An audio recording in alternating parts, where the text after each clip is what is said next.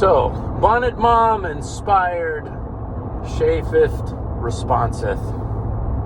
What is hell? I saw the title of the video and I almost made a video like tongue-in-cheek, sort of like who the hell or what the hell. But I decided to go out on a limb and watch the video. Keeping it as biblical as possible if we want to follow the tome of which we profess faith.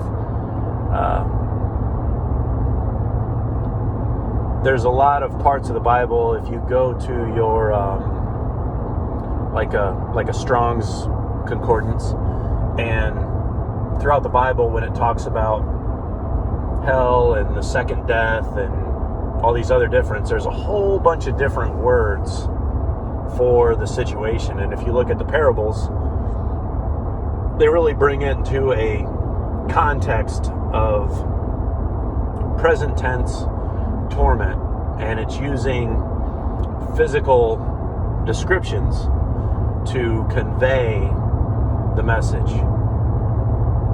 Putting all of that together, along with my understanding that we're told not to lean on, but combining it with the what is a soul? Does your soul remain intact? Does your consciousness remain intact? What are we really made of? You know, what's the essence of us? You know, certain electrical synapses in our chemical brain goo. You know, what holds that together after we die? Which I'm thinking, when we think of hell, it involves your physical death and going to either heaven or hell, or in the case of other sects of Christianity, purgatory.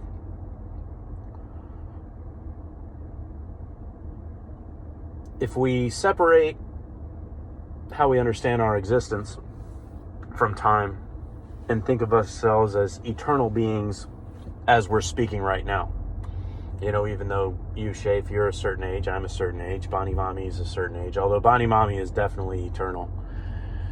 But once you stop looking at your life in a span of time, it opens up how the parable in the Bible works. I would say hell, or the finality from our physical existence right now as you and I are talking, it's something absent of God. I would agree with Billy Graham on that. And that's biblical as well. But what does that mean? You know, what happens when God is absent? I understand that too, as it's also the absence of his gifts. So if we look at those gifts biblically, faith, there's no faith. Hope, there's no hope. Love, there's no love. Even non-believers in this existence on earth enjoy the gifts of God. They're there. So imagine an existence somehow absent of those gifts of God. Christ, when he walked the earth, talked about it actually being a second death. And to that, I would, I don't fully see your conclusion, Shafe, of it being a prison where the keys are on the inside. I think it's how you get there. But biblically, you actually do become aware of there is a God and there was a way before you are cast away. The way I envision that, though, is that when you see God for the first time and are exposed to his holy righteousness, everything that isn't righteous burns away. So if after the burn and the fire, there's nothing there, then there's just nothing there. You've utterly burned away. You've dissipated. Your energy goes about the earth, and you're not part of anything godly. Which I think, to a point, comes along with the reincarnation. Because if you think about the people who've existed in the past,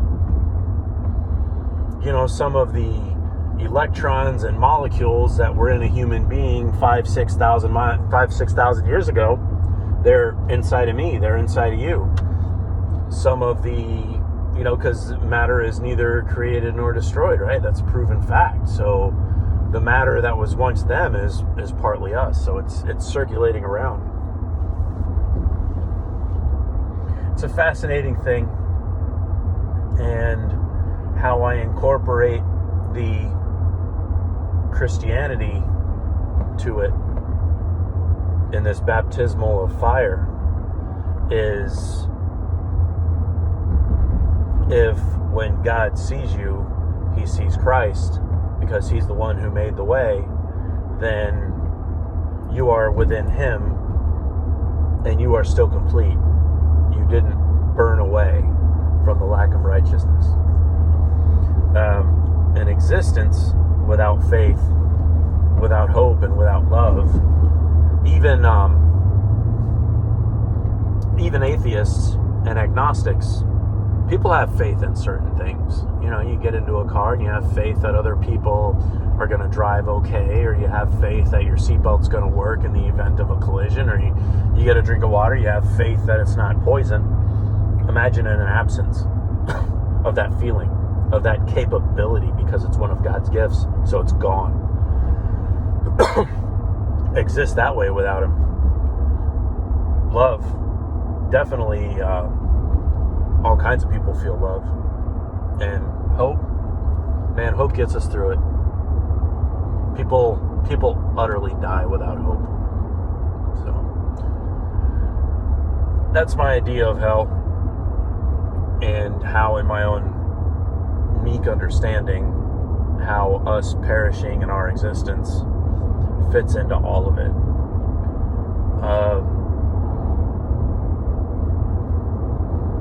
I think it's an interesting scenario when you think of this caged pit of fire with this guy with hoof legs and a spade-shaped tail and a hay fork, versus streets of gold and St. Peter on the pearly gates, and you play a harp and you got a nice set of wings. It's a quaint thought.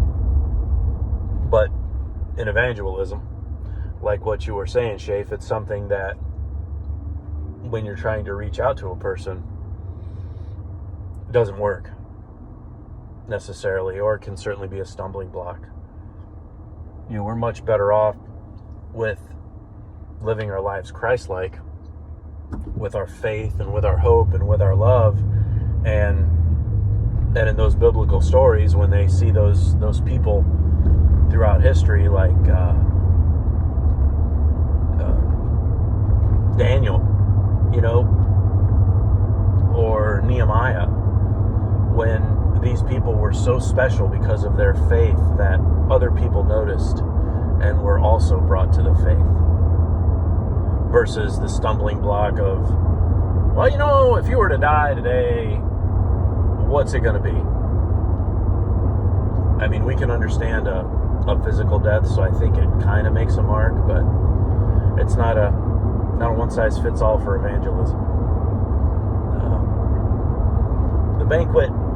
The banquet thing for Bonnet Mom and her video, that's a tricky one. That's a fairly advanced scripture to me, because there's different scripture. You got milk, and then you got meat and potatoes. Man, that's some meat and potatoes right there, man. But two, it's to tell us how we're to live once we've been invited to this wedding banquet. And that wedding is Christ and us, with him as the groom and us as the bride, and our unity. Only we didn't subscribe to the dress code. It didn't work out. Cool beans. Now, as an aside, that's the end of the video, so if y'all want to click off, that's fine. As an aside, man, Bonnet Mom, how awesome to be so well spoken that taking all that time off and to do the public speaking, make the video, it was clear, everything was good, audio was on point. Really liked the video. That's why you're the chosen one. Because Shall Not Be Infringed always thought that you mentioned making an impact, and he always thought that the group had the potential to go somewhere, but we never fully had a figurehead that could express the things that the Brain Trust kind of brought out. And we always figured Bonnet Mom would be the one, because you got a cool gimmick, great voice, awesome stuff. All right. Anywho, hope everybody's doing well, and catch y'all later.